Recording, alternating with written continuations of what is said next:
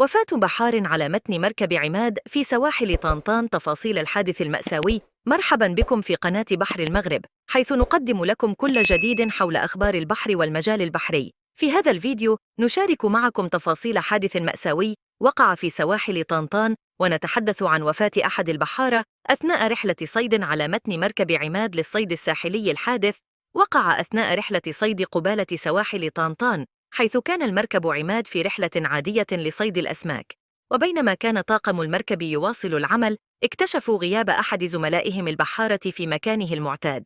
في البداية اعتقدوا أنه قد يكون نائماً أو متأخراً في الظهور، لكن مع مرور الوقت وغياب أي رد على النداءات المتكررة بدأ الطاقم يشعر بالقلق.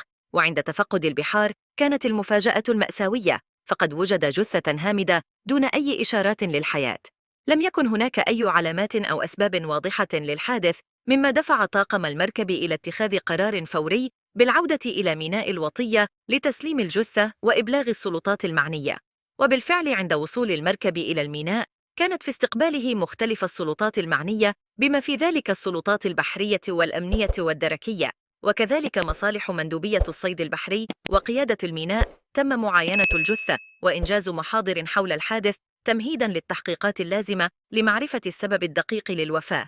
إن هذا الحادث يسلط الضوء على المخاطر التي يواجهها البحارة أثناء عملهم في البحر، حيث يعملون في ظروف صعبة ومجهولة، كما يذكرنا بأهمية توفير السلامة والاحتياطات اللازمة لضمان سلامة كل العاملين في هذا القطاع الحيوي.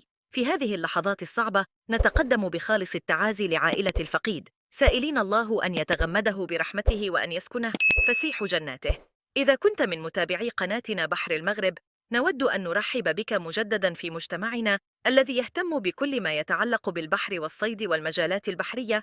لا تنسى الاشتراك في القناة وتفعيل زر الجرس ليصلك كل جديد، فلدينا الكثير من المواضيع التي تهمك وتغني معرفتك في هذا المجال.